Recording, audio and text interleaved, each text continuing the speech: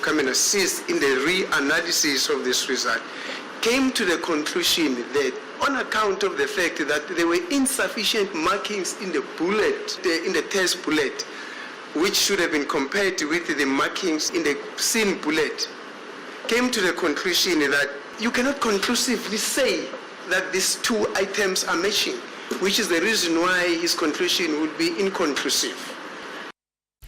Gauteng Premier Panyaza Lesufi says more than 3,900 law enforcement officers will patrol the Joburg CBD during the day and at night. The provincial government launched a multi-stakeholder program this morning. It includes the Jozi My Jozi project, whose aim is to rejuvenate the CBD. Lesufi says he will make fighting crime his priority. We are deploying not less than 4,800 law enforcement agencies that will start to be patrolling 24 hours, day and night from today. Because that's what we need to reclaim. We can bring investment here. If people are going to be marked, if people are going to be robbed, if people are going to be attacked, those investments will come to naught. Law enforcement must be here, and we are starting with one important street called Small Street. International Relations Minister Ronald Lamola says countries like Norway can help South Africa resolve its socio-economic challenges. He's hosting his Norwegian counterpart, Espen Barth Eide, in Pretoria. Lamola says the relationship between Norway and South Africa dates back to the dark days of apartheid. Norway stands as a beacon of unwavering friendship to the people of South Africa. It is amongst one of the few nations that extended a hand to host missions from the African National Congress during our most trying times under apartheid rule. As President Mandela eloquently articulated at a banquet dinner honoring King Harald V, and I quote, "We shall never forget the selfless support and unstinting generosity of the Norwegian people. Along with other Nordic countries, you made available humanitarian aid without any conditions." And the social media platform X says it expects to be blocked in Brazil after failing to meet a deadline to name a new legal representative for the company.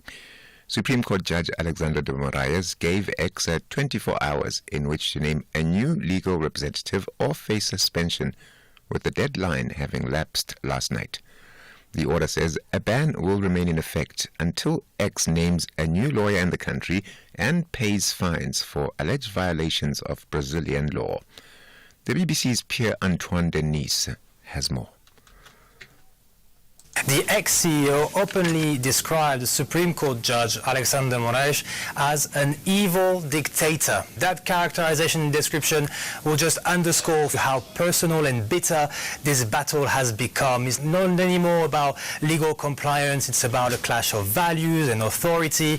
Musk arguing that the Judge de Moraes is overstepping his bounds, using the courts to silence dissent and censor political opponents. The top story at 1 o'clock, Police Minister Senzo Mchunu has described as sobering the crime stats for the quarter from April to June of this year.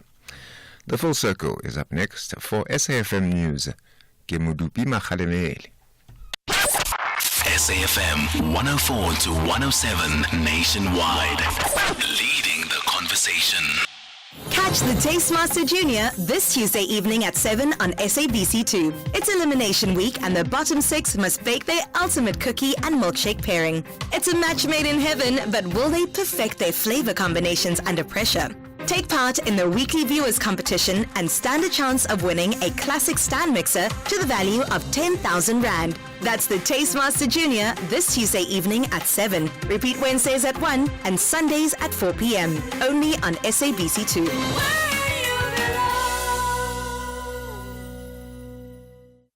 Your geyser would have hot water, but some people overloaded the transformer with their illegal connections. You're late again and the robots don't work. Some people vandalized it for copper. The whole community doesn't have electricity because some people have been bridging meters for a small fee, and now the transformer has exploded due to overloading.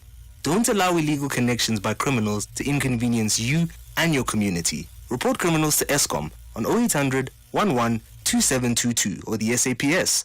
Save your transformer. Save lives. The Warriors want to start their AFCON qualifier with maximum points.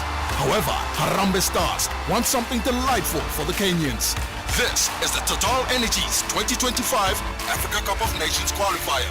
Witness the beauty of African football. Kenya versus Zimbabwe on Wednesday, 4 September at 3 p.m. Live at your fingertips on SABC Plus and SABCSport.com. Brought to you by SABC Sport. For the love of the game. The Full Circle with Bridget Masinga, Monday to Friday, 1 to 3 p.m.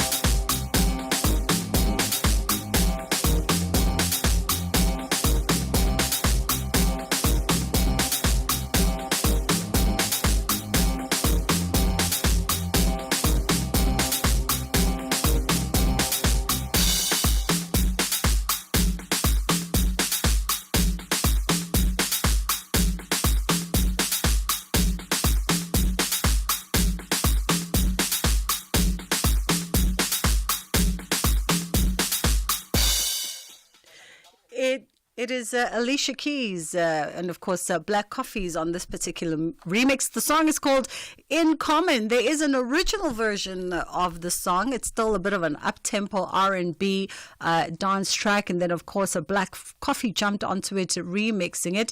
And this, in fact, is what sort of awakened us as South Africans to his international sort of infiltration, for lack of a better word. I think this was really the first mega hit that he had collaborated with an international superstar outside of the dance music genre. And when it sort of landed in South Africa by way of his team, obviously giving all of us a carte blanche to play it first, it was quite the moment. It was quite the moment. All over radio, everybody was really proud of his efforts, and since then he's just cemented his own superstardom internationally. In fact, if you track a lot of the celebrity activities on social media, then you also know that he's been in Europe doing his European residency over the last 2-3 months, and just I think it was last week sometime, in fact, he was rubbing shoulders with the likes of Will Smith out in Greece. And that is how we say hello to you today. I wonder what the weather is like in your side of the world. We woke up to a very cold and grey Johannesburg today, not too sure what that means, whether it's the last kicks of a dying horse by way of winter bidding us officially bye-bye. I have no idea.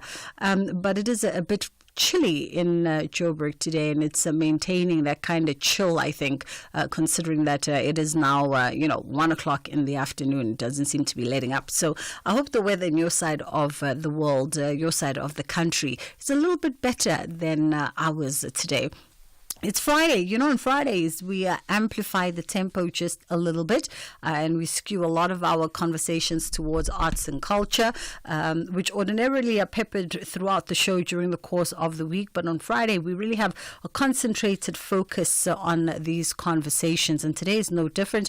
We're going to be catching up with the curator of a new show, Ngiyabona Phambili, which is a show featuring works by Sabelo Mlangeni for stages, pages, screens, and more. We are also going to be catching up with an Afro pop jazz sensation, and he needs no introduction.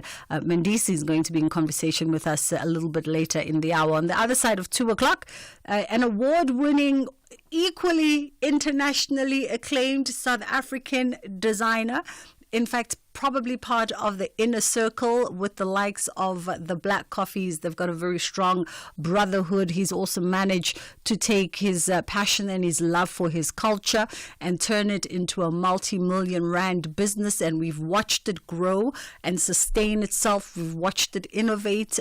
We've watched it take on international brands that do similar things in luxury knitwear over the years. And just as recent as the beginning of this year, he extended his tentacles into the US, cementing himself there with a brick and mortar boutique. And he is going to be joining us today in studio. Of course, I'm talking about none other than the founding creative director of the proudly South African brand, Amakosa. Ladumo Ngokolo is going to be in studio with us today after 2 o'clock. 086 000 2032 is the number that you can call us on, and 061 410 4107 is our WhatsApp line. Bridget Masinga on SAFM. Catching up with curator now, Kamokhelo Walaza, and we're talking about this new exhibition, Ngiyabona Phambili, which is an exhibition featuring Sabelo Mlangeni's works after a 6-year absence from South African galleries. Sabelo is back with a very poignant solo exhibition, and we'll find out all about the hiatus as well as, of course, the return to exhibition. How are you doing, Kamokhelo? You good? I'm well, thanks, and you? I'm fabulous, thank you. Thank you for taking the time. We appreciate it. So it's been a 6-year absence for, renowned artist Sabelo Mlangeni. where there's just been no exhibition. Firstly, let me first, just get the context of what led up to the absence of showing. What was the motivation behind withdrawing from exhibition for 6 years? So it's not to say that he's withdrawn from exhibitions per se. It's just that he hasn't showed in South Africa for the past 6 years, So he usually does residencies internationally. And I think it's for a specific reason, because photography is not it's not of a strong language in South Africa, It doesn't sell as much as it does internationally, So obviously any artist wants to be able to make money outside of making money, for people to also understand the context of photography, So he felt like after 6 years of doing residencies, showing internationally, that he's now ready to have a show in South Africa. And I think South Africa is ready for the discourse of photography, We need to open it up a bit more. All right. And funny enough, for me, I think I've observed the flip, right? I've observed photography really find its voice and its traction in recent years, especially if you're looking over the last sort of 5-7 years or so in South Africa, and the caliber of photographers that have come to the fore, the likes of Zanele Muholi, the likes of, the F&B Art Prize winner last year. Photography really seems to be celebrated right now and claiming its space. Yes, that's very true. Funny enough that I think a couple of days ago I was writing on Instagram that the language of photography is coming back. Like the F&B Art Prize winner, Linda Gufe did a show last week. On Monday we have something at the Market Photo Shop with Danielle, who's curating there. Latitudes has an amazing thing of the busy. I think we took it out like 2-3 days ago, and then we have us at the moment. So I feel like the discourse of photography is coming back again. And let's also maybe get into, I'm always keen to know especially when artists travel and they take up particular residencies for a prolonged period of time, the kind of influence and impact or effect even that's had on Sabelo's work and the stories and the narratives that have sort of come through those various experiences. I think Can I be quite honest? I think the new minister is trying to work on it. When you have certain funding, right, and you're supported by certain funding, you're able to tell your stories the way you want to, Printing photography prints is very expensive. Getting the frames done is very expensive, So getting support internationally, financially, helps to be able to edify the story in the ways that you'd like for it to be told, Yeah. All right. So it's also in part a resource thing. Yes. And as we get into the new exhibition, we've got the new exhibition coming up in Ngiyobona Phambili. Let's explore the title of that. So Sabelo has been taking photographs from 2012 and up until now, right? And he's busy taking photographs that are really political, They talk about race, they talk about culture, they talk about being stifled. It has very thick, nuanced topics, And it means that I'll see you forward, because these conversations are always ongoing. They never really stop. It's just that time goes, but we're still having the same narrative over and over again. I don't know if it's a justifiable observation for me also, just as you sort of said it, almost grammatically, with grammatical license, I'll see you forward. It kind of has a double entendre meaning to it, right? Because I'll see you forward, to my understanding, is perhaps I can take it to mean that I will either meet you there physically, tangibly, or in the sort of metaphoric I will meet you there when your mind and your spirit and your soul have caught up with whatever I needed to catch up at the moment. Am I understanding the double entendre and the sort of the play on this very common colloquial phrase?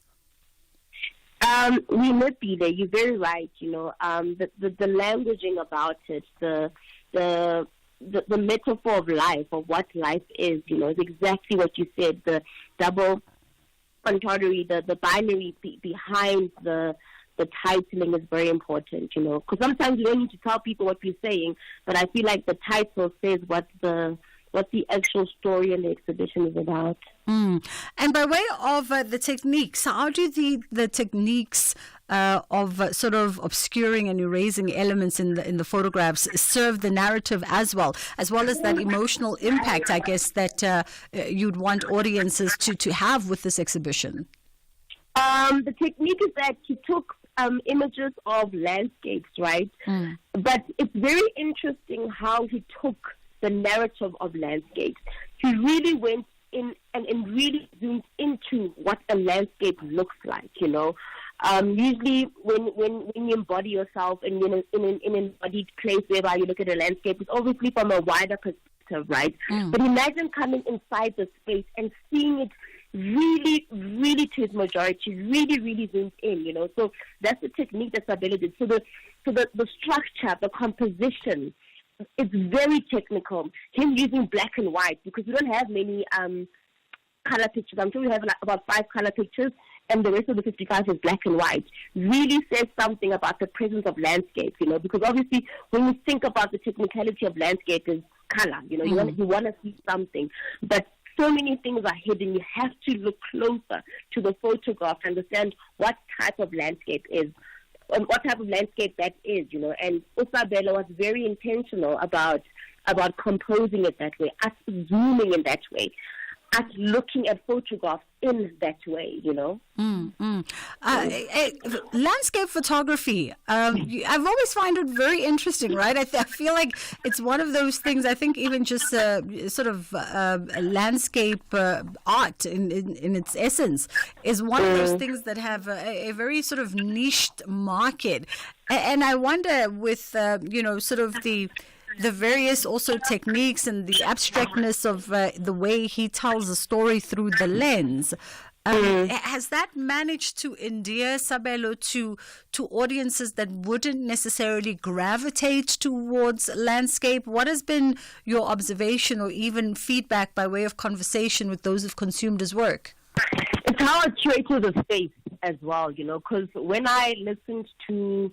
Because you're speaking about how the audience is going to come inside the space. So it's really about a cultural decision. And when while I have my process is process-led, so I speak months and months on about the work that the artist is doing. So I wanted people to have an embodied movement experience within the space, so they can feel like that they were also embodying what Sabelo was having as well. So Sabelo is a black man who took images in Berlin, France, and Germany, so you can understand what type of dynamics and those political dynamics look like for him, So I want when the audience come in on Sunday to also feel that, to feel the him being stifled, him feeling him feeling some type of way when he took those photographs. So it's in the curation. People will understand it as a step in what is he trying to say within the photograph. All right. I mean, very interesting indeed. And it sounds like an exhibition worthwhile for everybody. And I think what you just spoke about also speaks to the physical space of galleries, just in context, maybe as we start winding down our conversation, just the physical space of galleries and how that plays or interplays with the images that are on the walls and sort of creates this, in film they call it a fourth character, and if you use the space correct, it has the ability to do that for whatever is displayed or hanging or installed in its space. It's what you're saying is very true, because that's what the curator is supposed to do. Well, that's what I believe the curator is supposed to do. It's not just about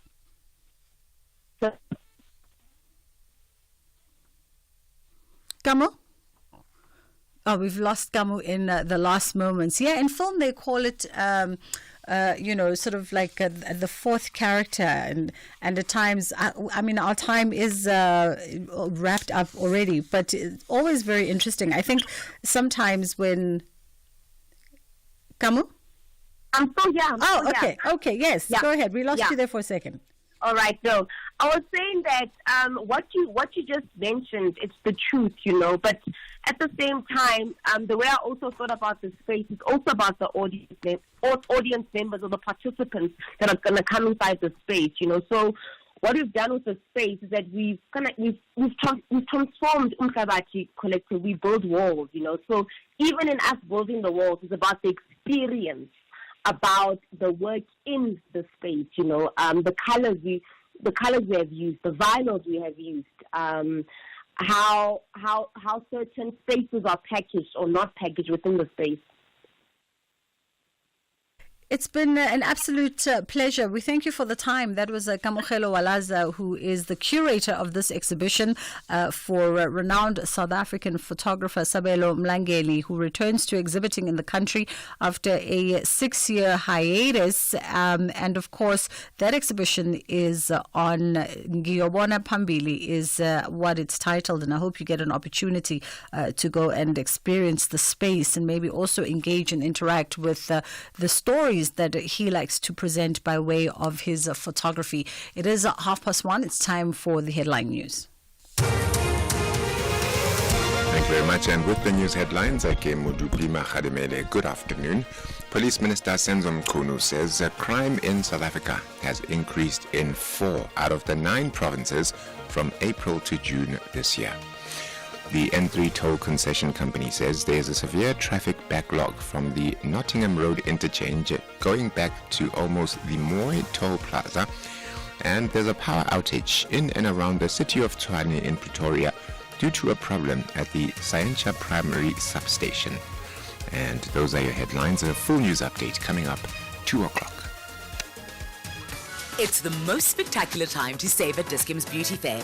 Shop great offers on leading color cosmetic brands such as Deborah, Maybelline, Revlon, LA Girl and Essence. With the help of our professional in-store consultants, try out some new color cosmetics to add to your makeup bag. And look out for 2+1 free offers and free gifts with purchase, because we love to treat you. Go in-store or shop online for the best of beauty. Now on until 15 September at Dis-Chem Pharmacies. Better beauty starts here. Only the final whistle can reveal who are the real football kings of East Africa. Neighbors won't get along during the East African Derby. This is the Total Energies 2025 Africa Cup of Nations qualifier. Witness the beauty of African football. Tanzania takes on Ethiopia on Wednesday, 4 September at 6 p.m. Live at your fingertips on SABC Plus and SABCSport.com. Brought to you by SABC Sport. For the love of the game.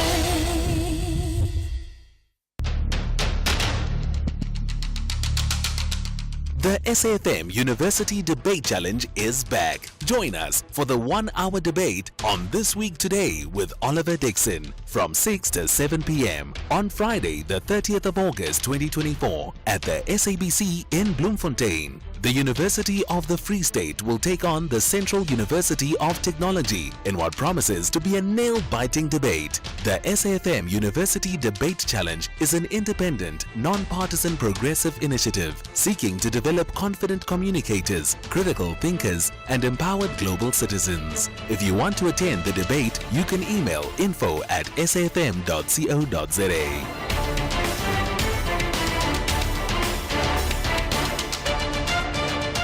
SAFM, leading the conversations that move us. SAFM is celebrating its 88th birthday, and what better way to celebrate than with you, our loyal listener. We will be giving away 8,800 to 10 lucky listeners during the month of August. To stand a chance of winning, stay tuned to SAFM and SMS the keyword SAFM88 followed by your name to 41391 and listen to the station throughout the day where you could be selected as a winner. SMSs are charged at R1.50 per SMS. Free SMSs and SMS bundles do not apply.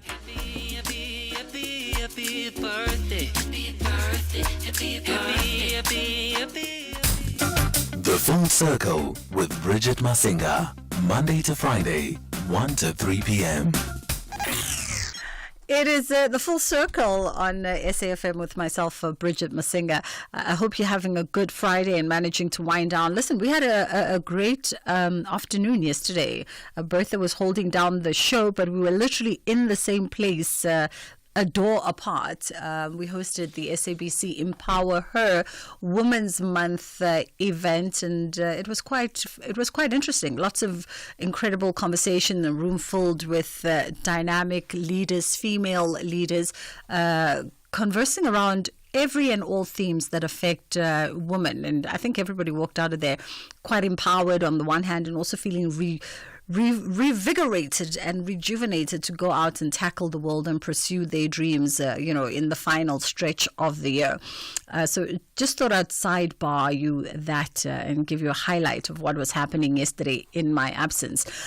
Right now, though, we're catching up with Lesimula Silepe, who is the senior marketer for community programs, and we're talking around this campaign called Connecting Every Child. And MTN South Africa, together with the Department of Basic Education as well as the Department of Communications and Digital Technology, launched the campaign Connecting Every Child at the beginning of the month, and they're calling on all of us, you and me and everyone else that's listening, to join the drive and to donate 30,000 devices to bring connectivity to South African children. But let me not give away everything.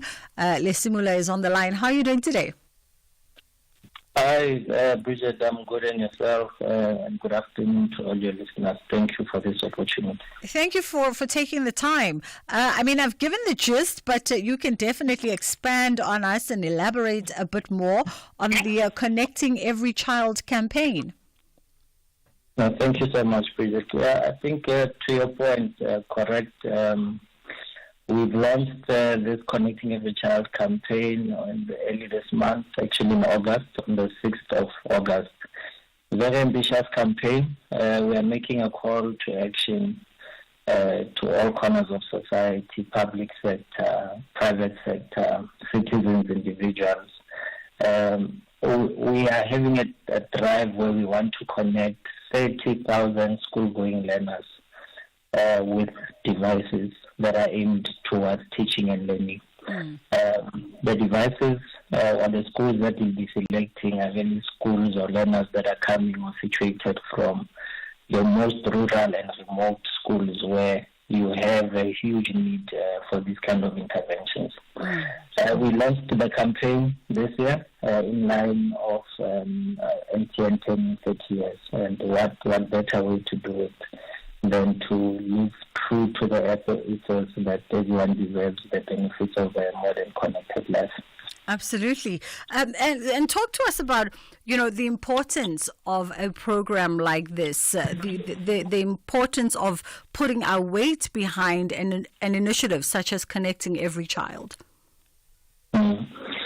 Look, Bridget, I think it's clear, as much as we are celebrating 30 years as MTN, and obviously it coincides with 30 years into our democracy and the new dispensation. But the socio-economic issues on the ground are still pertinent, and it's clear that we still have high levels of unemployment, inequality, and poverty.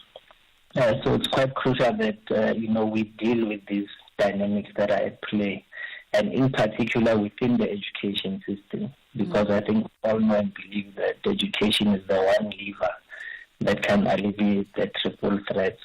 So that's why we are making this call to say that we want to be at the forefront of tackling these challenges, especially the inequalities that exist within the education space, in democratizing access to quality education. I mean, we all know today that teaching and learning is heavily influenced by technology. So we need to make sure that we provide those that cannot have that particular access to the technology, that we support them by all means. So hence the campaign targeted at 30,000 learners that will be supporting to make sure that we don't leave them behind. Yeah.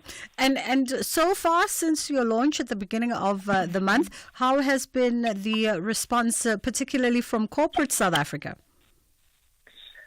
Bridget, it's been good. But of course, the task at hand is one that is quite enormous, and we can't do it alone. So from the launch, we've had immediate interest from corporates. They've been reaching out to provide their commitment and support. We do have corporates that have committed and already pledged and donated devices. We have the likes of Hisense and Huawei that have both committed devices towards the campaign.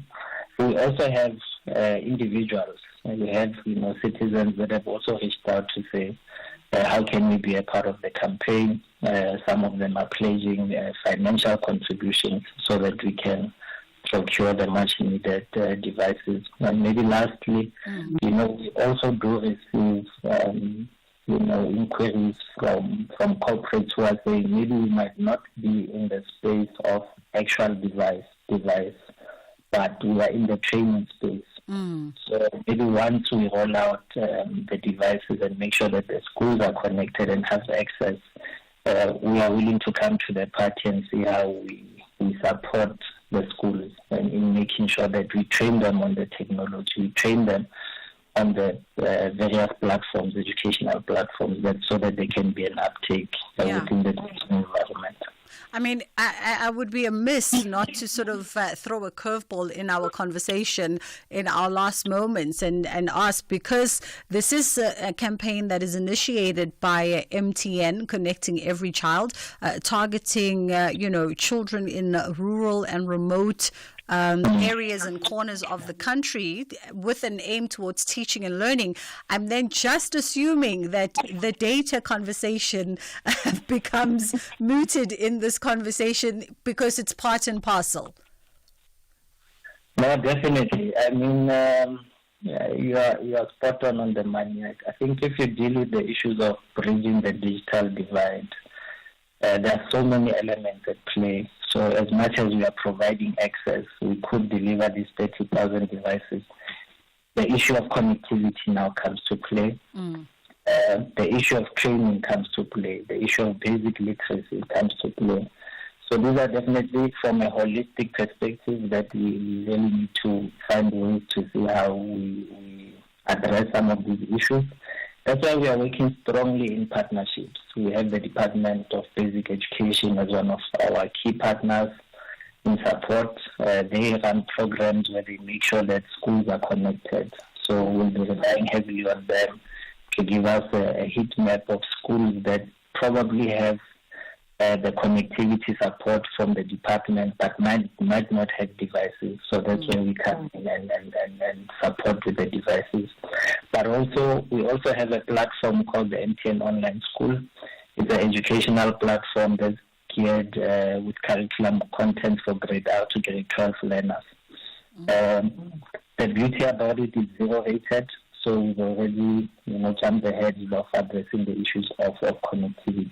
So those are the kind of support measures that we are going to put in place, but we are actively looking for partnerships to see how we can give a holistic intervention with the intended outcome. Well, listen, it sounds like the proactive step in the right direction. Lesimula Silepe, thank you so much for the time, and is the Senior Manager for Community Programs, talking to us about this MTN initiative called Connecting Every Child, a wonderful program that aims to get 30,000 devices to children in rural and remote communities, and devices that are aimed, of course, towards teaching and learning. It's just gone 22. Let's take a quick pause and then we'll come back with our next conversation. At Specsavers, we're committed to offering affordable and professional eye care. That's why we're offering 1,500 Rand worth of savings with our winter promotion. Get a free frame up to the value of 1,500 Rand or use the 1,500 Rand on one of our leading lens enhancements. To qualify, simply purchase a comprehensive eye examination and prescription frame and lenses. Book online or call your nearest store today. Specsavers for affordable eye care and a whole lot more. T's and C's apply. Only the final whistle can reveal who are the real football kings of East Africa. Neighbors won't get along during the East African Derby. This is the Total Energies 2025 Africa Cup of Nations qualifier. Witness the beauty of African football. Tanzania takes on Ethiopia on Wednesday, 4 September at 6 p.m. Live at your fingertips on SABC Plus and SABCSport.com. Brought to you by SABC Sport. For the love of the game.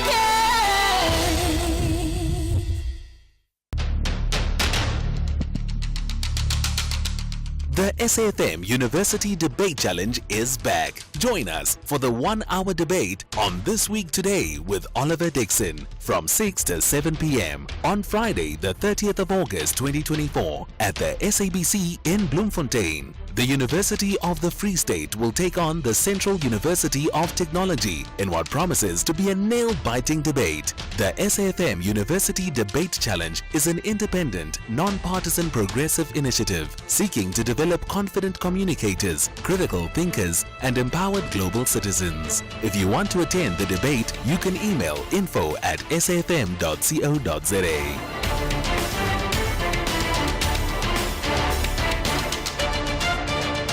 SAFM, leading the conversations that move us.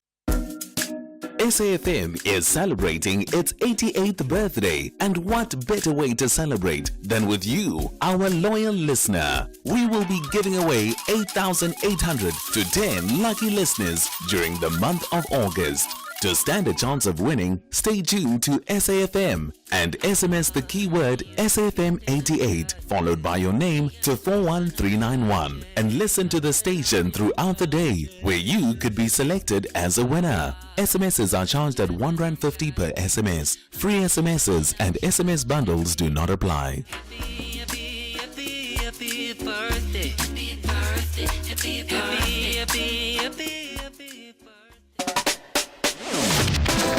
Bridget Masinga on SAFM. A quick catch-up now with celebrated South African music director and international performer Mandisi Jantjies, who presents a unique and deeply spiritual concert experience out at the State Theatre in Tlambululo. Ukuhlambulula is happening on the 13th of September at the South African State Theatre.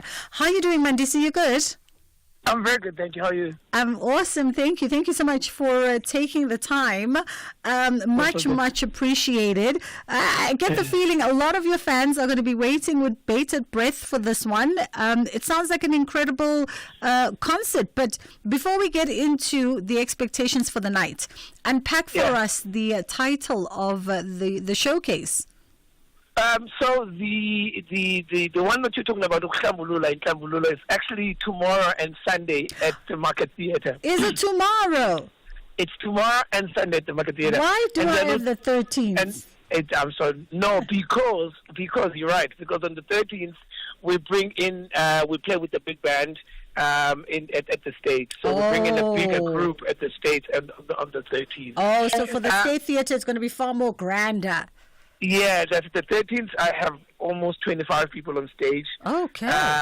Yeah, and then tomorrow and Sunday we are unpacking the new journey towards going towards a studio recording probably earlier next year. It's called Intlambululo or Klambulula. Intlambulula is all about, I'm sure people know the word, about cleansing, and Klambulula is about cleaning yourself. And I've always, or in the recent past, I've just had this thing of trying to take responsibility of where life takes me, you know, the choices that I make, the decisions that I make, because I find us having a lot of excuses about everything. You know, whether it's your family, or it's time, I don't have time, or this person treats me like this, or those or our circumstances. We look at that, and some of them are valid. But I do like to take some time, you know, to look at myself and the role I play in creating the world that I want to live in. And so Khambulula deals with those things, with those hard truths about ourselves that we don't necessarily want to hear, you know. It looks at our responsibility in building our country. It looks at responsibility in building our homes and our families and our friendships and our love lives and all of those things. So it's quite a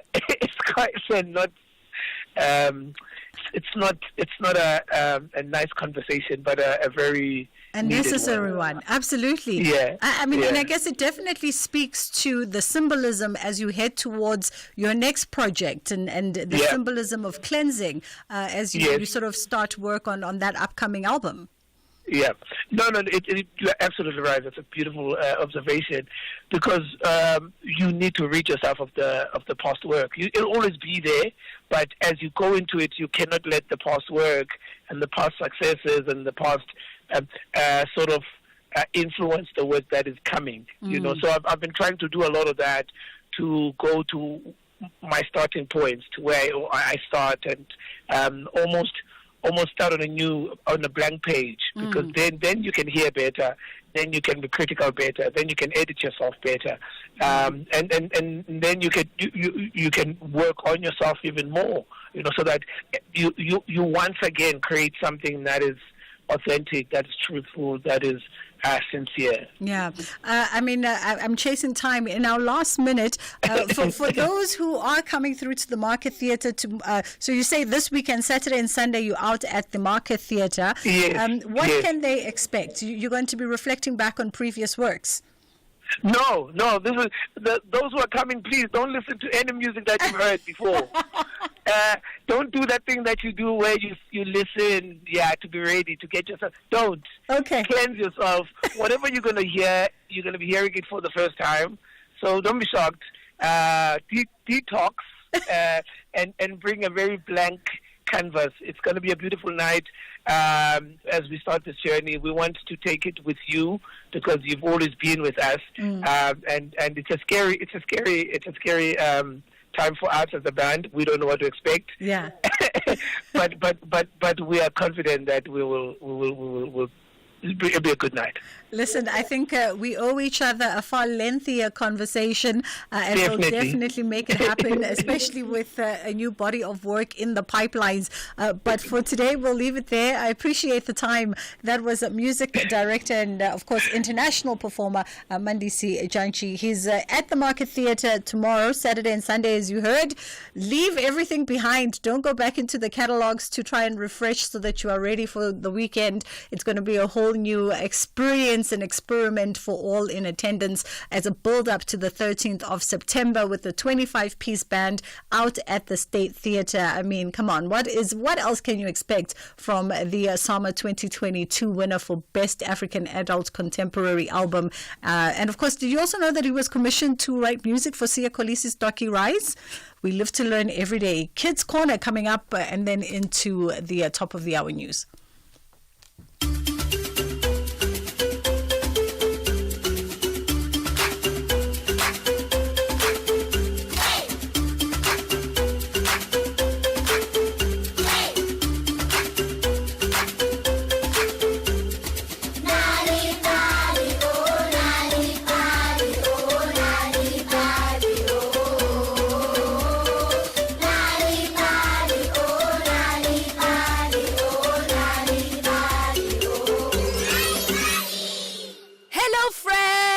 And welcome to Nali Bali. Lying and stealing are common but inappropriate behaviors in school-aged children. The action of taking another person's property without permission or legal right and without intending to return it is stealing. The first reason why stealing is wrong is because stealing causes suffering to the ones who lose their properties. Not only does stealing lead to physical harm to the affected person, but it also leads to emotional suffering. For example, when valuable items are stolen, the owner is always left in a state of mental anguish. Today's story is called The Banana Thieves, written by Thembi Mabaso. But before we listen to today's story, let's all get up and dance!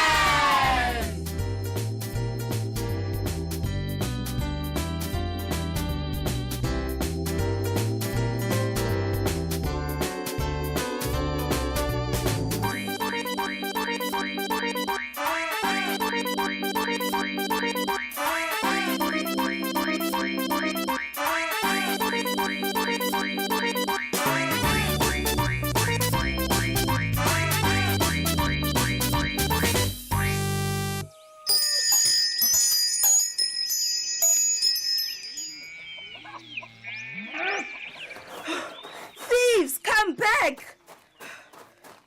Hey, Nina, come back. What you doing? Thieves! Cried Gogo Mateni as she ran towards Thembi, her neighbor's daughter. They are in my plantation, stealing my bananas. What am I going to sell at the market tomorrow? Gogo was out of breath when she reached Thembi. Did you see the thieves, Gogo? Thembi asked. Hi, Bontwanam. Yes, I saw them with my own eyes. They are still in my plantation. Replied Gogo. How many thieves are they? Asked Thembi. Many. A whole troop. Gogo said in despair. Thembi was very confused. A troop of monkeys. They are stealing my bananas as we speak. Said Gogo. Thembi thought for a moment. Then she said, Well, if the thieves are monkeys, then my friends and I can help chase them away. There are 4 of us, and we'll chase the monkeys away in no time.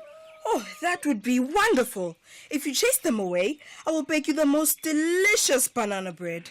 Promised Gogo. Thembi thought this was a great deal and ran to fetch her friends, Tuli, Mara, and Dumi. She quickly told them about the banana thieves and the deal she had made with Gogo Mateni. Oh, wow! Chasing monkeys in return for banana bread? What a great deal! Tuli said. I'm ready, said Mara, flexing his thin arms. And I will be the leader, boasted Dumi, the strongest of them all. So the 4 friends set off to Gogo's banana plantation.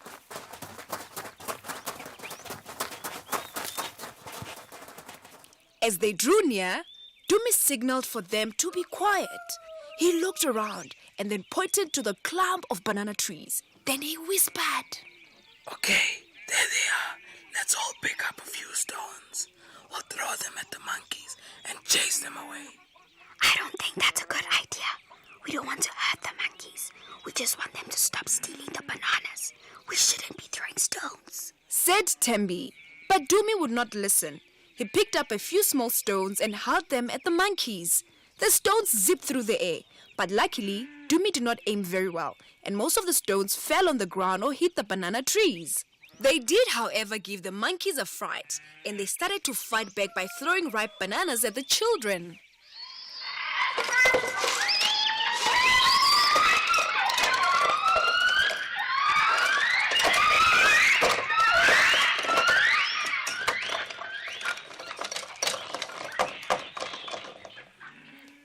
The monkeys' aim was much better than Dumi's, and soon the children were covered in ripe bananas.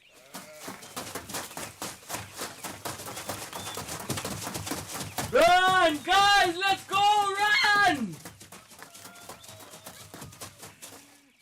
When the 4 children were far enough away from the plantation, they stopped to catch their breath. I told you that wasn't a good idea, said Thembi. I thought the monkeys would run away, said Dumi. Does that mean we won't get any banana bread? Tuli asked. The 4 friends looked quite concerned at this thought. The deal is on if we chase the monkeys away. Let's try my idea, Thembi said. Tuli, Dumi, and Mara nodded. So Thembi explained. I think we should make as much noise as possible. The monkeys will get a fright and run away.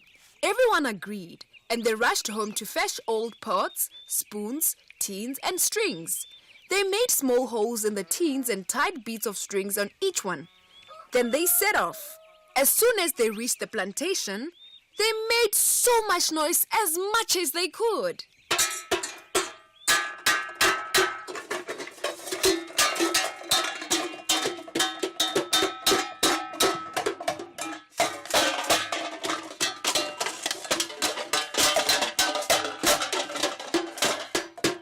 Bam!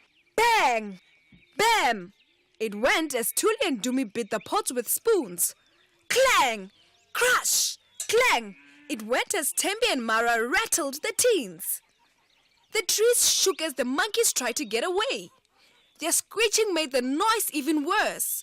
The monkeys fled the plantation and were soon little dots in the distance. We did it! The four friends shouted. They were all very proud of themselves. Then Dumi said, But what if the monkeys come back tomorrow? We'll tie the tins to the banana trees. Then when the monkeys try to climb the trees, or if the wind blows, the tins will rattle and scare the monkeys away, said Tembi. So that is exactly what they did. As the four friends left the plantation, they could hear the tins rattling as the wind blew through the trees. Gogo Mateni was very happy that the thieves were gone, and soon her kitchen smelled delicious. As she walked outside with a plate stacked high with banana bread, she saw four happy faces smiling up at her. The children were definitely ready for their reward.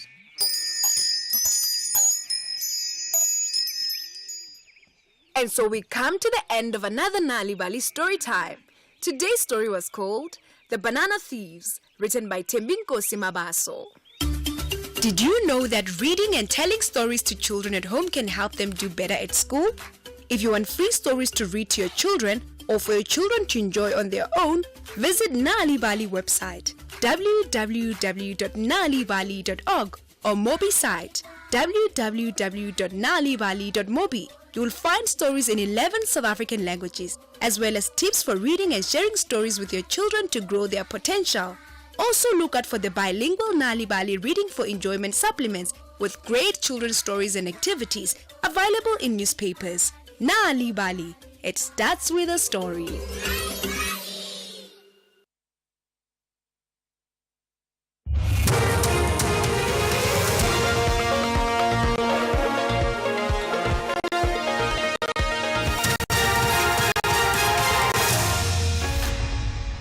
The top stories this hour: 4 provinces see an increase in crime and parts of Tshwane hit by a power outage.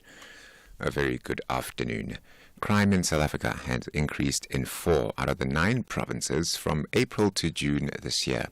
This is according to Police Minister Senzo Mchunu, who released the crime stats for the 4th quarter of 2023-24 and the 1st quarter of 2024-25.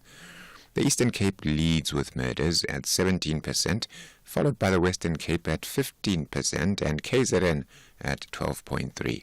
Gauteng and Limpopo stand at 8.3% and 3.3% respectively.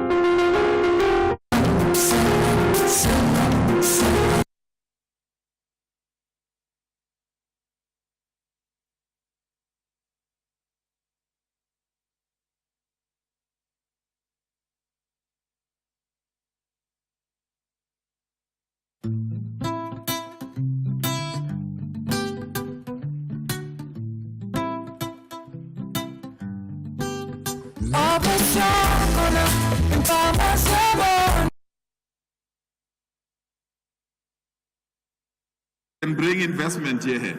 If people are going to be marked, if people are going to be robbed, if people are going to be attacked, those investments will come to naught. Law enforcement must be here, and we are starting with one important street called Small Street. The Mankweng Magistrates Court has postponed the bail application of a farmer and his 2 employees accused of shooting and killing 2 women and dumping their bodies in a pigsty at a farm at Onverwacht outside Polokwane in Limpopo. The bail applications will now be heard on the 10th of next month. The accused are facing 2 counts of premeditated murder, attempted murder, and the possession of an unlicensed firearm and ammunition. The third accused, a Zimbabwean national, is facing an additional charge of contravening the Immigration Act. The N3 Toll Concession Company says the Durban-bound lanes at the Nottingham Road interchange in the KZN Midlands have now been reopened. The road was closed following a crash involving several trucks this morning, in which several people were injured. The road closure caused a heavy traffic congestion up to close to the Moyo Toll Plaza. The N3TC says in a statement that the traffic has not yet been cleared. It has called on the road users to be patient. There's a power outage in and around the city of Tshwane in Pretoria due to a problem at the Scientia Primary Substation. Technicians are currently trying to identify and resolve the problem.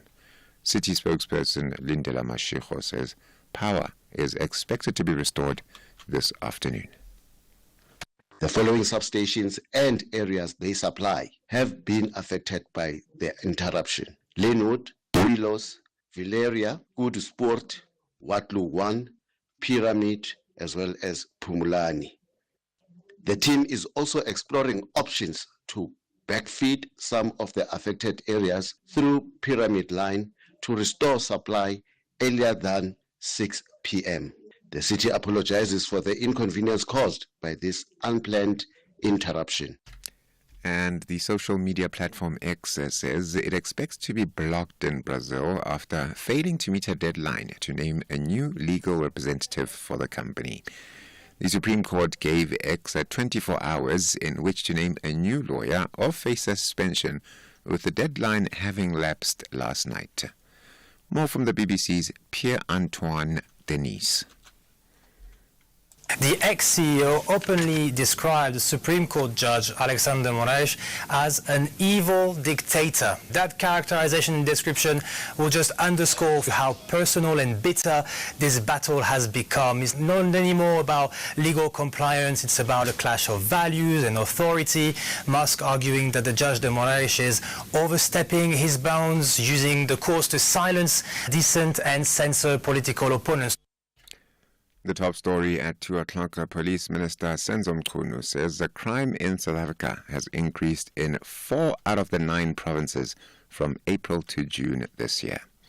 The Full Circle continues. For SAFM News, Kimudupi Makhalemele. SAFM 104 to 107 nationwide, leading the conversation. Catch the Tastemaster Junior this Tuesday evening at 7 on SABC2. It's Elimination Week and the bottom 6 must bake their ultimate cookie and milkshake pairing. It's a match made in heaven, but will they perfect their flavor combinations under pressure? Take part in the weekly viewers competition and stand a chance of winning a classic stand mixer to the value of 10,000 Rand. That's the Tastemaster Junior this Tuesday evening at 7. Repeat Wednesdays at 1 and Sundays at 4 p.m. Only on SABC2.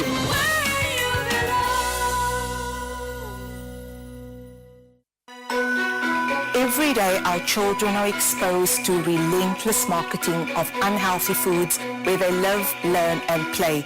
This aggressive marketing of unhealthy foods to children can shape their eating habits and food preferences for the rest of their lives. I'm your host, Crystal Audison. Is big food stalking our children?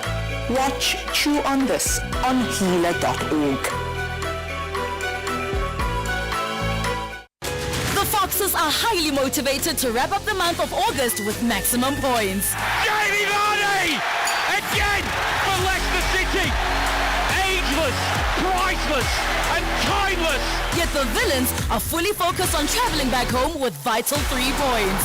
Larkin towards Randy, but John Duran! Oh, it's John Duran! Rolls it into the net, puts Aston Villa 1 goal This ahead. is the Premier League.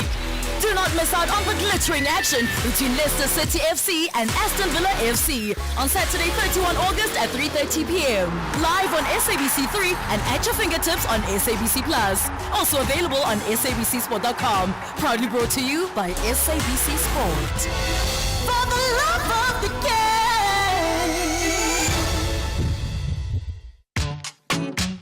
The Full Circle with Bridget Masinga, Monday to Friday, 1 to 3 p.m.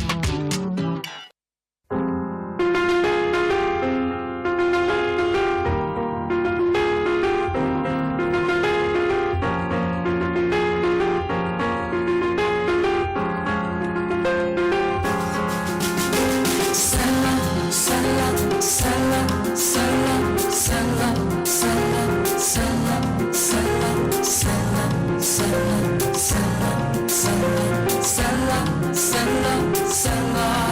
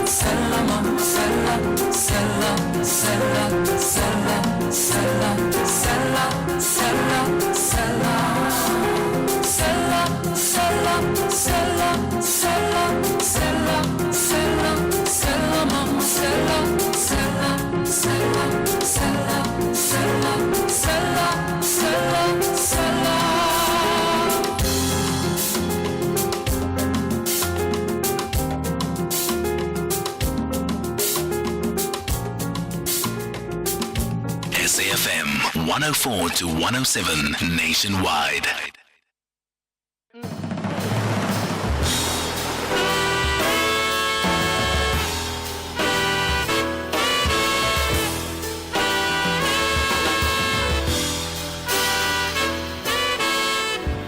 Nkosi somandla daliwe Zulu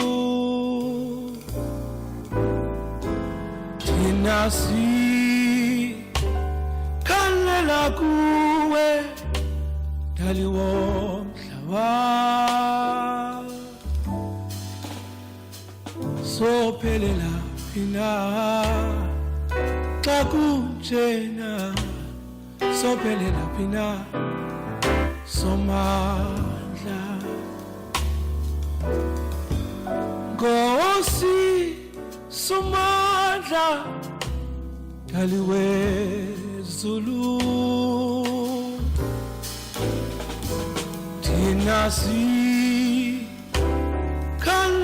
kuwe daliwo mhlaba sophelela phina xa kunjena sophelela phina somandla sophelela phina xa kunjena sophelela phina somandla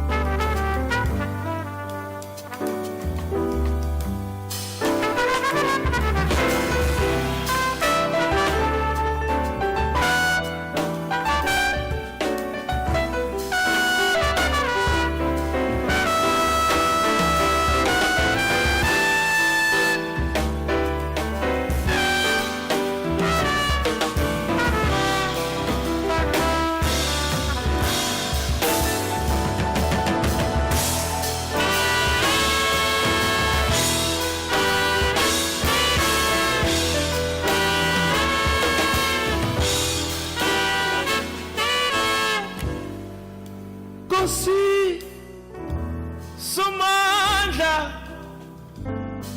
daliwe Zulu thina sikhalela kuwe daliwo mhlaba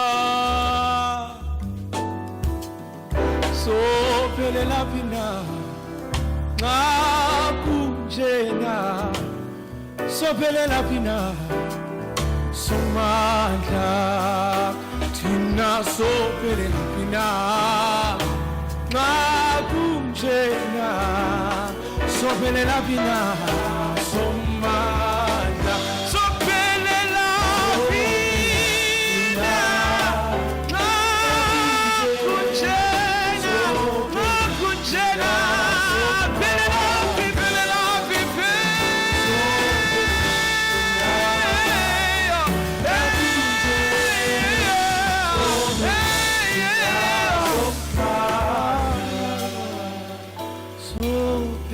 phina xa kunjena sophelela phina somandla.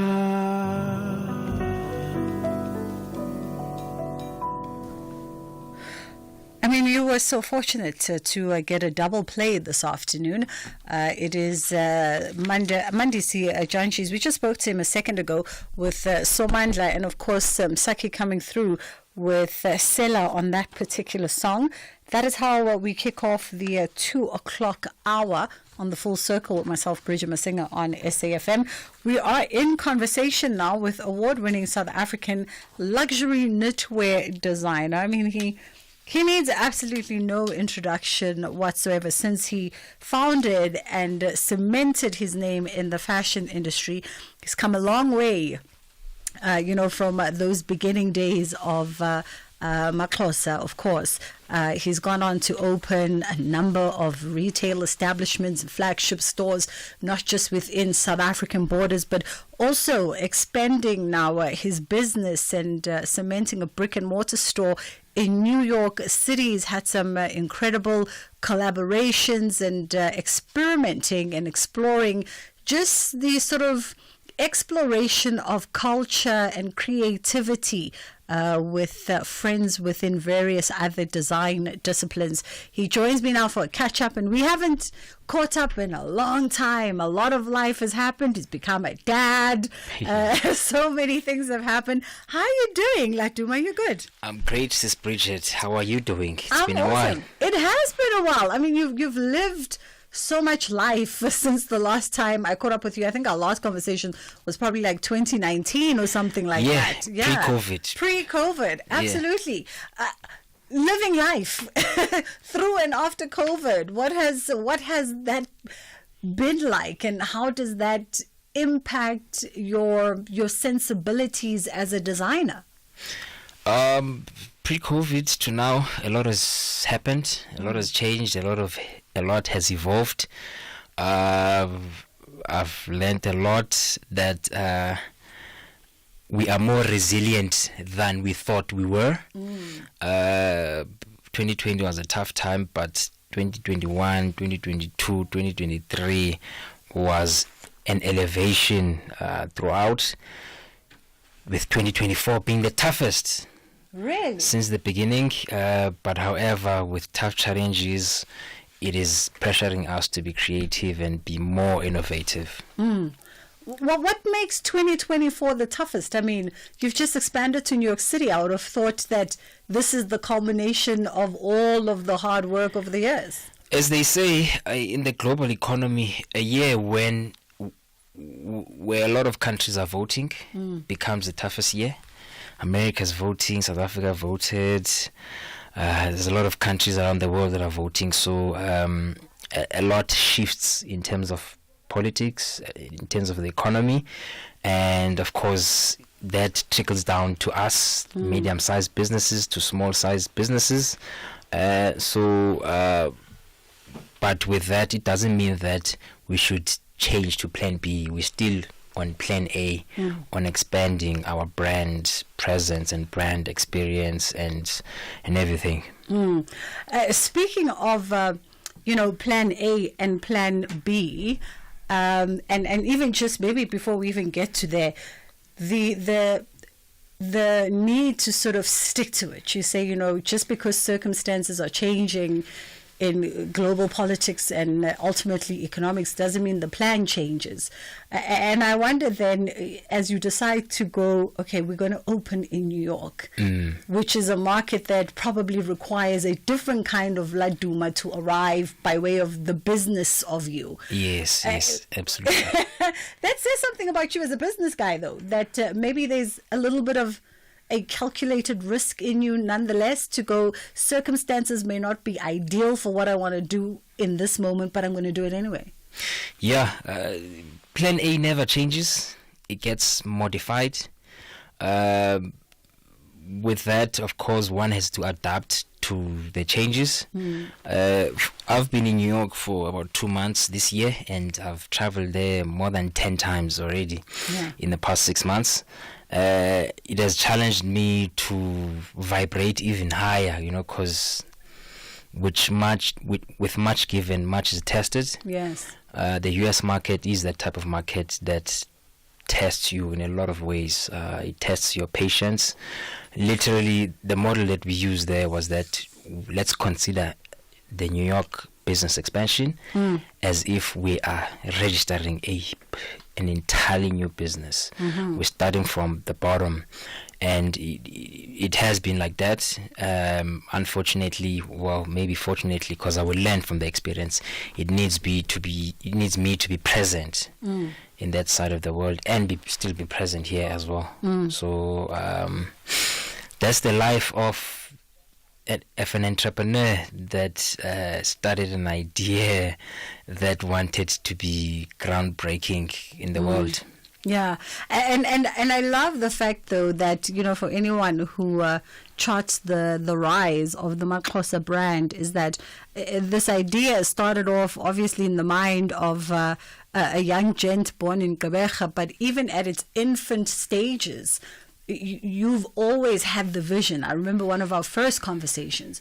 You've had the vision that Maxhosa is a global brand from the onset. You know, just a global brand that's proudly based and made in South Africa, but it's not solely for us. And I feel like that, I don't know, if you begin that way with your business, does it already set your mind up for all of the challenges and the tests that will come as you move towards that goal?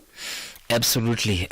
Coming into any industry, for that matter, with that mindset, takes you way up above than a person that has a very new and negative mindset. In my case, I have to acknowledge my late mother. She planted the seeds very early stage. My late mother was a dreamer herself. In fact, about a week ago, we launched a foundation in Gqeberha to honor our late mother under her name, Lindelwa. So we just registered a foundation called Lindelwa Foundation. However, we've been doing foundation work for the past 7 years. Our mother's character was of an entrepreneur and a businesswoman. That's where I learned everything, a lot of things that I do. It just happens that she was a knitwear designer herself and a fashion enthusiast back in the 80s and 70s. So that, of course, was passed down to me by her before she passed. She passed away about 22 years ago. I was fortunate enough to have that mindset of an entrepreneur when I was in high school. I went out at home with the mindset that I have to sell a product today. In university, I had that mindset too. Post-university, I already felt like I was a business person that just needed to be patient with time and have a good strategy and infrastructure to scale up my business. You know what I love about what you just said is it reinforces a conversation that we sometimes have as a recurring theme on the show. We touch on many things that speak to the holistic development of a person, right? And one of those is financial stability. And so when we engage conversations around business and all the rest of it, there's this belief and this drive in the country that we need to be pushing entrepreneurs. You know, it's become the political rhetoric.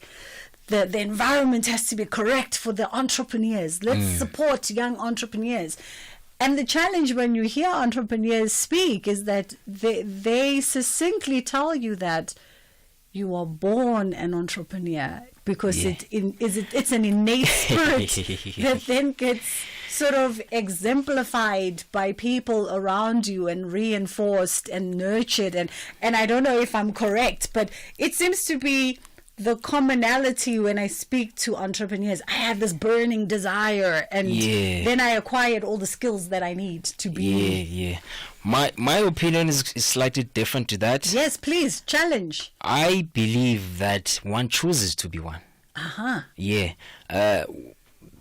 With choosing being an entrepreneur, there's consequences to it. There's sacrifices that you have to do in the early stages. It's as if you're saying that talent is something that you're born with. I don't believe that talent is natural born. I believe that one chooses to take up a challenge and practice until they perfect it. I wasn't born an entrepreneur.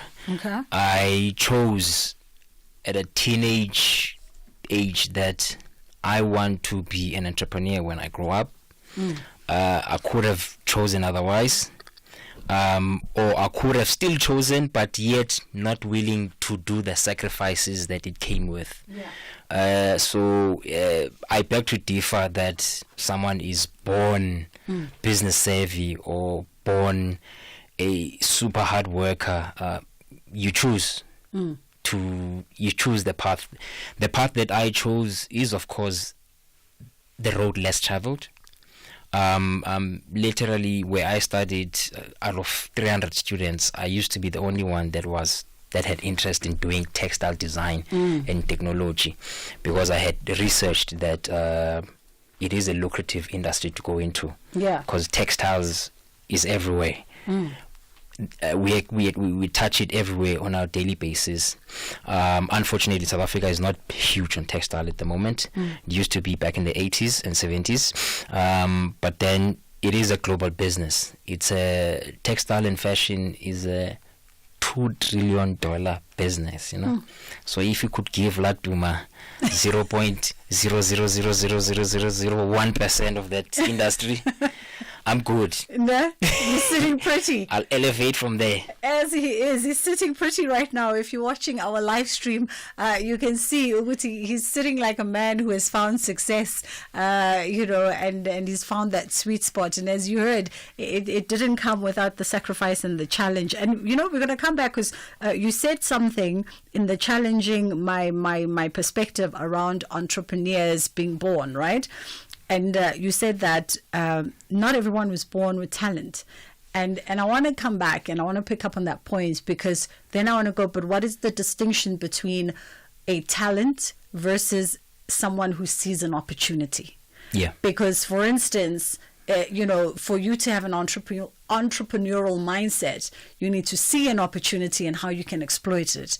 And some of us are not wired that way. I'm not even wired that way. I'm a worker.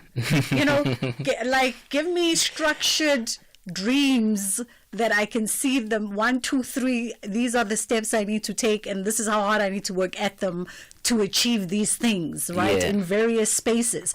But I couldn't not walk into a blind room and go, ooh, that is the map that I need to go and chart that clearing through that felt to get to the other side.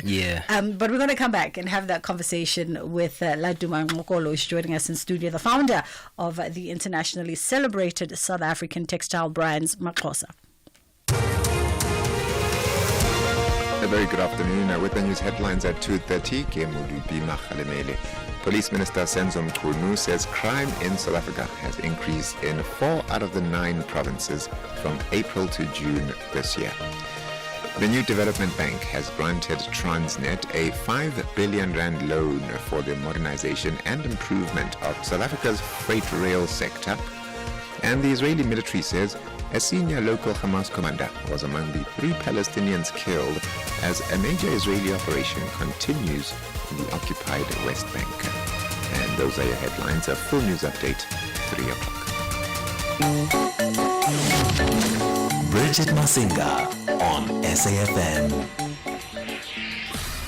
I mean, my producer just whispered in my ear that, we should ask you to call if you've got like a Maxxosa, something, a sock or something, whatever.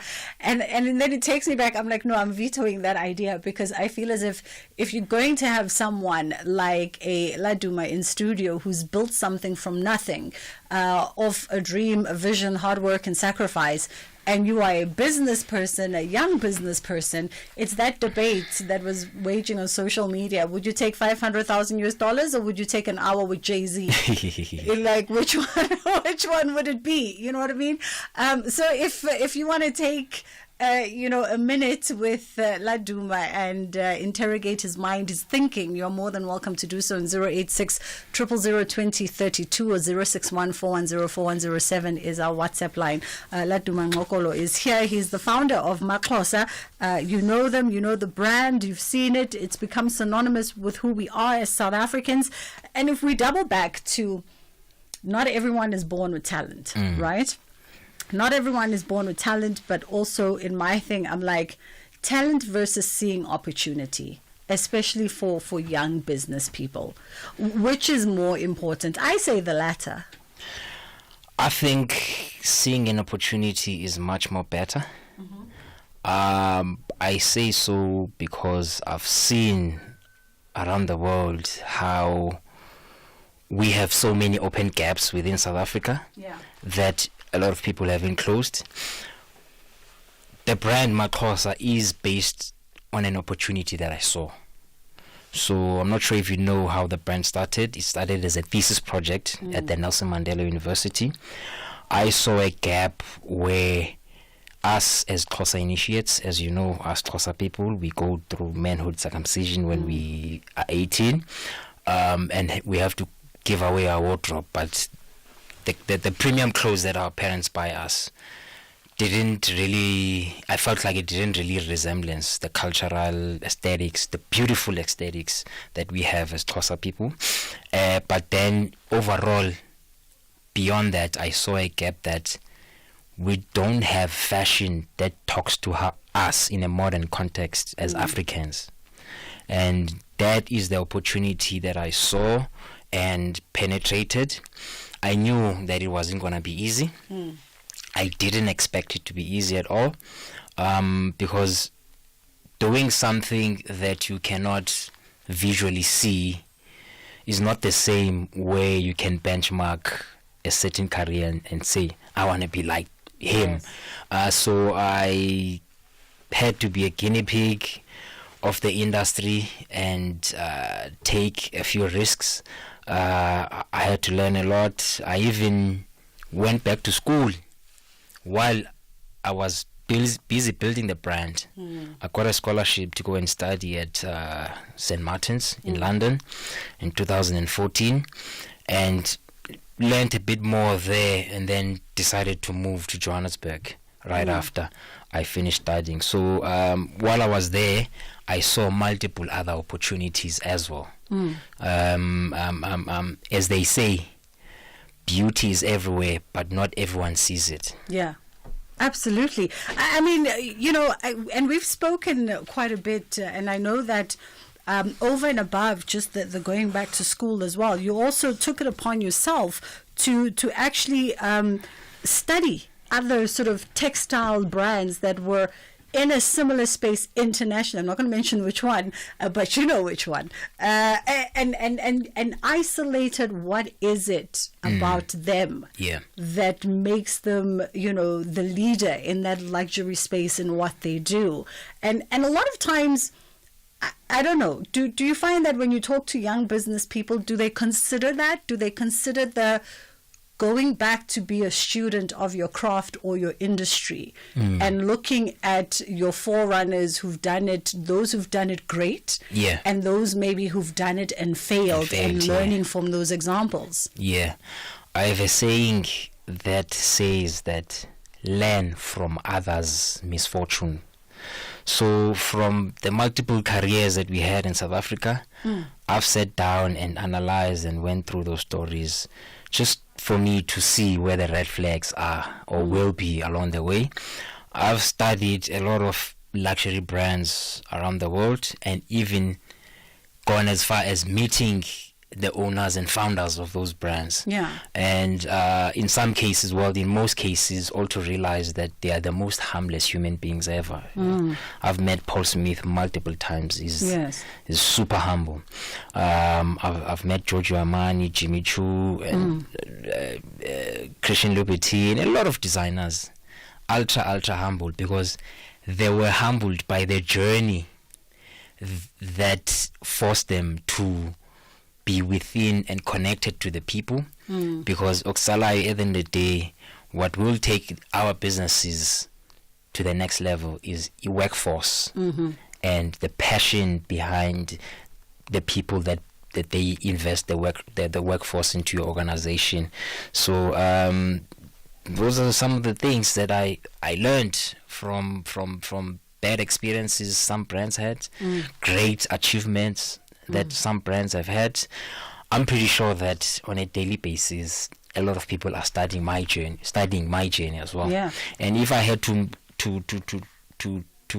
closely mentor anyone, I would aspire for them to be to achieve way bigger than I have achieved. I like that. One of my former MDs used to say a similar sentiment, Greg. He'd say the benefit of having experience and having gone through the journey is that you give the generations coming behind you a cheat code so that they can avoid the stumbles and the pitfalls, get to where you are quicker and get to where you are more grander and even surpass you. Yeah. And I feel sometimes it takes a big kind of person to recognize that. Let me ask you this. Because, Maxhosa is a homage to you, your culture, your family, your roots, your legacy. How have you not or how do I phrase this question? How have you been able to not, what is the word? I know the word I want to use, but I don't know if it's PC enough for radio to use it. How have you managed to not be seen as a vulture? Yes, a culture vulture. I wanted to use the word your culture. You know what I mean? Yeah. I think, with all due respect, the reason, the fact that I am from the culture and have gone through the traditional practice of the culture gave me an upper hand and a sort of credibility to practice my business within the culture. When I started, I actually hoped that it would reach even the monarchy of the Xhosa and other monarchies, and it has for the past couple of years, and I did foresee us working with them as well.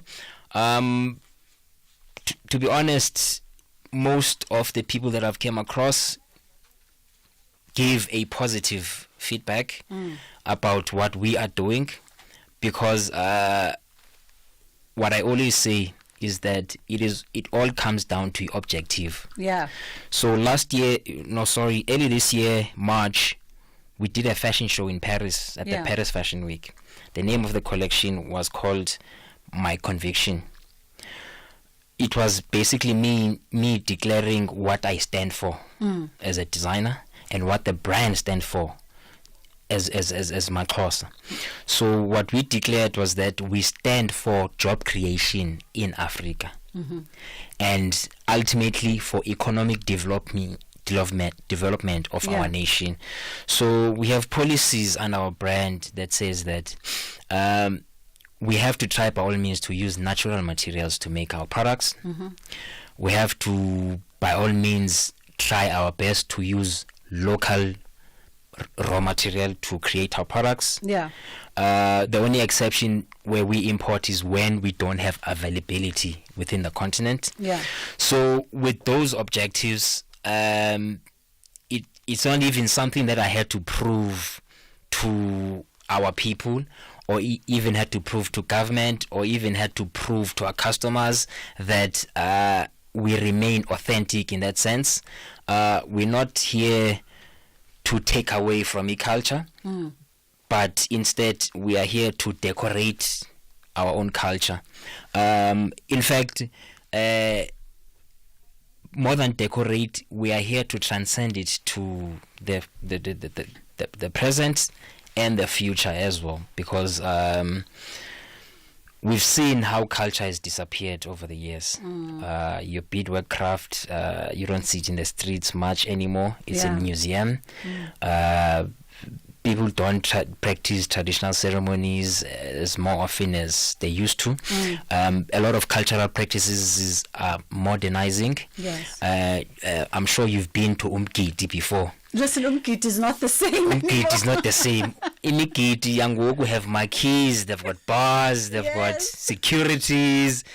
That was never the case in the past, I believe that culture evolves. And so does the attire that we wear as Africans. It should evolve.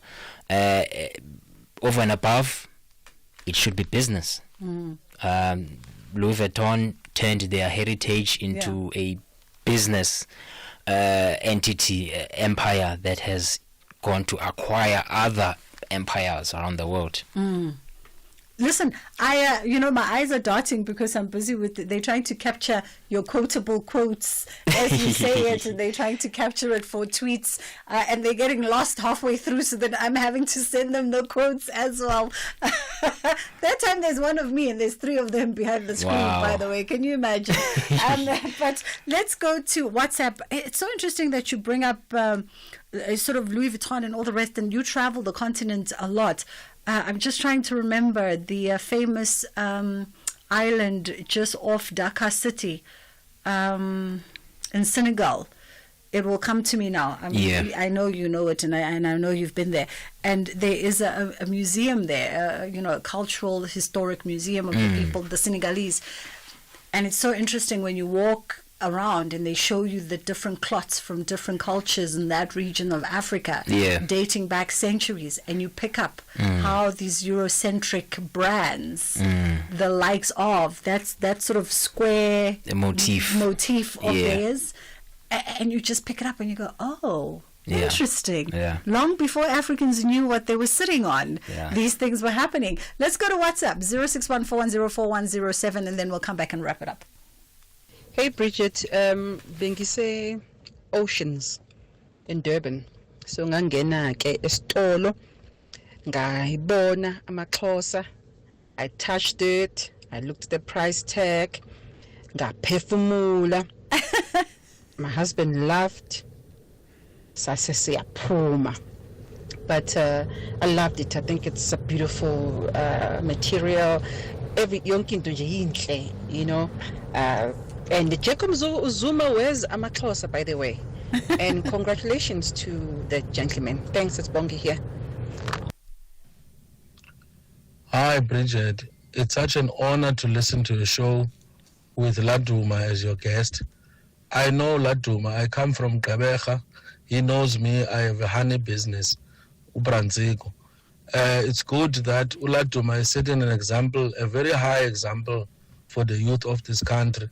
I and some of us who have seen Laduma doing it, going around listening and following on advice, and even activating and getting engaged with government services that were there to assist him propel to the higher heights that he is in today. So the youth must look at him. He has done it for himself out of nothing.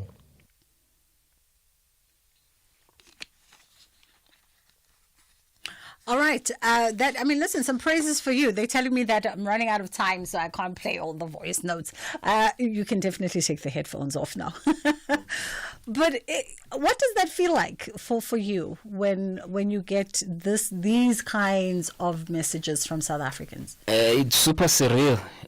You'd be surprised if you lived in my brain how fast time travels. If you have spent most of your time at work and less reflecting and less out there in the socials, you get to realize that each day should be far stretched than anything, because within a click of a finger, it'll be 2035. Yeah. And some of us will be waiting for a social grant, yaka government. Maybe it will be 10K then, or 15K. But for me, as they say, ngesiXhosa ukuzenza indoda akufani nokwenziwa. What the people reflect to you is not what you say of yourself. So getting feedback always that is positive is always an honor. Not that we expect every feedback to be positive. When there is negative feedback, we engage with that person. Not that we're trying to be money and be pleasing to everyone, but we are our biggest critic, because we want to level up to the highest standards in the world. I love it. So normally towards the end, as my last question to my guests on Fridays, I always sit in conversation with fabulous friends of the show and in real life, and most of them are creatives, and I'll ask them, when did you know you were famous? But because it's not you, but it is maXhosa. Yeah. When did you know that maXhosa was famous? It was 2016. Yeah. I had just finished studying my master's in London. So now I was taking a last international trip before I'm moving back to Johannesburg. So I was on my way to Japan, Tokyo, but I hopped over for the day in Hong Kong.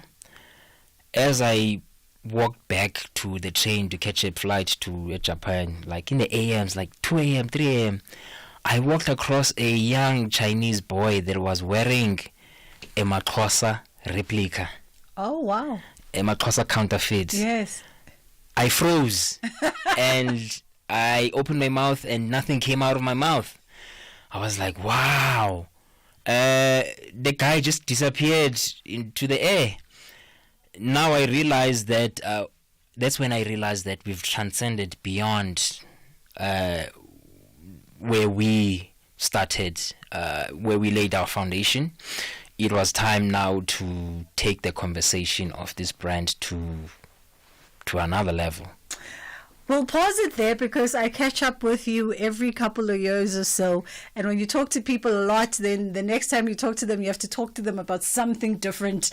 And the next time we'll chat, we'll continue our conversation from this story, because then the question becomes, is imitation the greatest flattery or not? Yeah, we'll take it from there. But for me, that moment was a mama, I made it. I love it.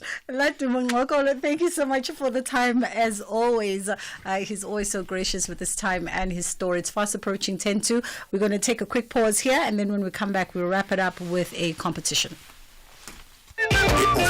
So Sharon at office was telling me the way drip is so expensive these days. She's now waiting for her old clothes to come back into fashion.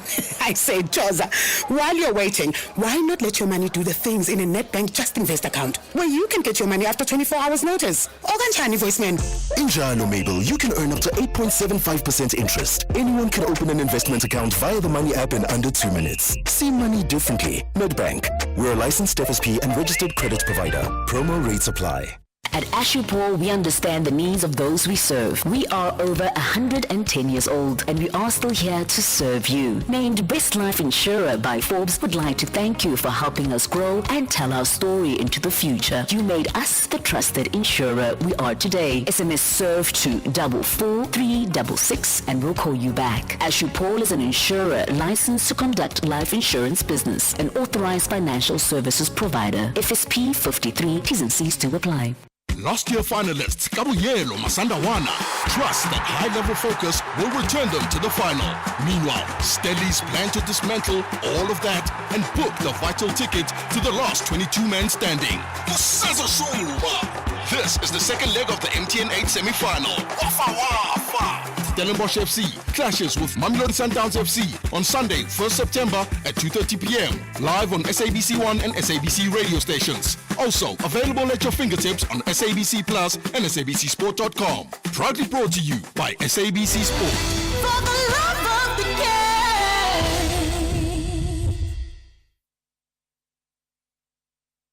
Need a loan? Pay for what you need when you need it with a personal loan from Nedbank. And if you open a My Goals Plus or My Goals Premium account, you can enjoy 200 Rand cash back every month for the duration of your loan. That's 200 Rand every month to buy extra groceries or save for a rainy day. Visit nedbank.co.za and join the bank that's best for your loans. See money differently. Nedbank. We're a licensed FSP and registered credit provider. T's and C's apply. The Warriors want to start their AFCON qualifier with maximum points. However, Harambee Stars want something delightful for the Kenyans. This is the Total Energies 2025 Africa Cup of Nations qualifier. Witness the beauty of African football. Kenya versus Zimbabwe on Wednesday, 4 September at 3 p.m. Live at your fingertips on SABC Plus and SABCSport.com. Brought to you by SABC Sport.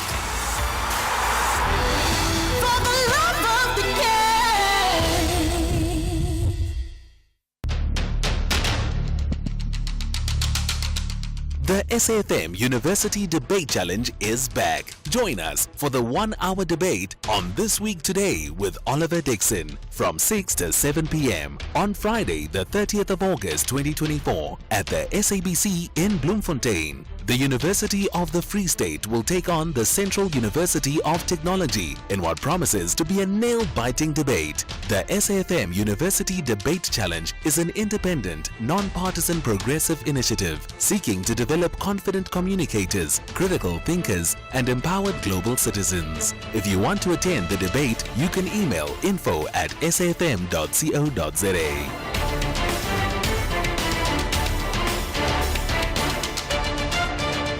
SAFM, leading the conversations that move us. SAFM is celebrating its 88th birthday, and what better way to celebrate than with you, our loyal listener. We will be giving away 8,800 to 10 lucky listeners during the month of August.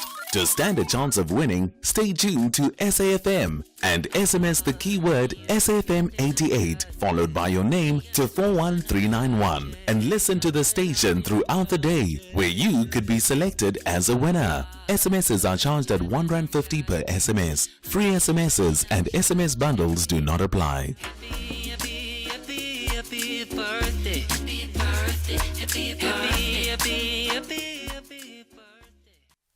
As we prepare to wrap up the show this afternoon, we've got two last items on our agenda. We're giving away 8,800 Rand. Can you imagine? We're giving 8,800 Rand for our 88th birthday competition. And all you have to do is SMS us on 41391. That's 41391. Right now, do it now so that my producers can select and give you a call back. So do it right now, like as in this very instant. SMS us SAFM 88 followed by your name. And then we're going to give you away 8,800 Rand. We're wrapping up this competition. We've been running it the whole of August. Let's see. We've got a random name that just came in, and we want to see. We're just going to dial, and hopefully you are going to answer your phone when we dial you. We would love to give away the very last of this birthday money. We've had some money on the kitty. We've given it away twice before on the Full Circle with myself, Bridget Masinga, and today will be our last day of giving away 8,800 Rand to a lucky listener as we celebrate our 88th birthday. We're turning 88 years old this year. Yes, we are that old. We are that old indeed. Perhaps the oldest in the game. If you have SMS'd me SAFM 88 followed by your name to 41391 and you are standing by your phone, then we will definitely, hopefully, we get you to answer. Hopefully we get you to answer, and then we give away some money. Let's cut to a quick commercial break, and then we'll come right back. Top Sport on SAFM. UWC's head coach, Tina Sangembuli, who is also the first female coach to qualify for the Women's Champions League, joins me on the line this evening. I think now we are day 5 or day 4 after winning. The sooner we get over the honeymoon phase, the better. How much people appreciate this win for you guys? It means a lot, man. I think it shows that I'm not sure if it shows that they appreciate what you've done, or they didn't expect that we could do it, or maybe after losing the first game and everybody thought that I won't do it, and then went on to win it in penalties in the final. But yeah, it was nice. Also in Cape Town, we had a nice welcome. Top Sport on SAFM. The Full Circle with Bridget Masinga, Monday to Friday, 1 to 3 p.m. I'm itching to give away 8,800 Rand. I'm literally itching like the palms of my hand. If you're watching us on live stream, I've been scratching the palms of my hand over the last 5 minutes. Hello? SAFM 88. Oh, look at you. How are you? I'm good, how are you? I'm great, thank you. Is it Sean or Shane? Shane. Shane. How are you doing, Shane? Well, I'm awesome. I just got back from work. Yeah, I just got home. You just got home and now we've made your weekend with 8,800 Rand. Congratulations. Wow. I'm so happy. Wow. Congratulations to you. I mean, listen, it's the end of the month and obviously the notifications already came in, so we know that your pockets are nice and heavy already. Should I be asking you how you're going to spend your money, or do you have any thinking around what you might do with this additional 8,800? Well, yeah, I'll probably just use it to contribute towards my course that I'm doing. Oh, lovely. So, yeah. Lovely. What course are you doing? Came doing? at the right time. I'll do data science, but I'm looking to do something Power BI in data science, just specialize in that. Oh, wonderful. Very nice. We love it. A person looking forward to the future and all the possibilities that lie ahead. No, we love to hear it. And a very responsible choice, but I hope at least you treat yourself with a small portion of the money. Yes, a small portion. I will do something special. Yes, lovely stuff. You must have a great weekend, Shane. It's been a pleasure making your weekend today. And thank you so much for celebrating our birthday with us. Thank you. Thank you so much. Bye. Bye. And that is how we close off our birthday month, literally, the 30th of August. We are done and dusted on the full circle with myself, Bridget Masinga. We've given away, 3 prizes, 3 birthday gifts to 3 lucky winners over this month, each of them receiving 8,800 Rand as we celebrate our 88th birthday.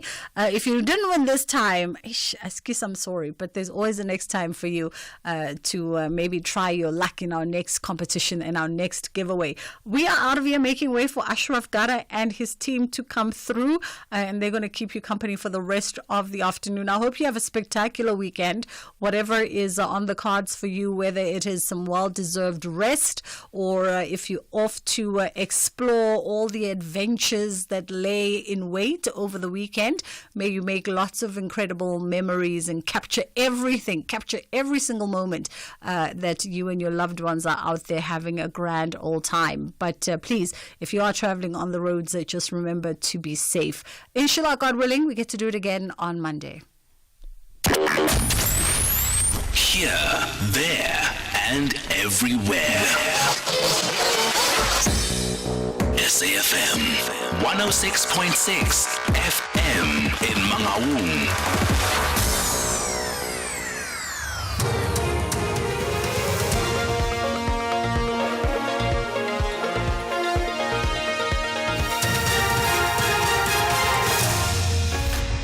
The top stories at 3 o'clock. 4 provinces see an increase in crime and Transnet secures a 5 billion Rand loan. A very good afternoon. Crime in South Africa has increased in 4 out of the 9 provinces from April to June this year. This is according to Police Minister Senzo Mkhunu, who released the latest crime stats for the fourth quarter of 2023-24 and the first quarter of 2024-25. The Eastern Cape leads with murders at 17%, followed by the Western Cape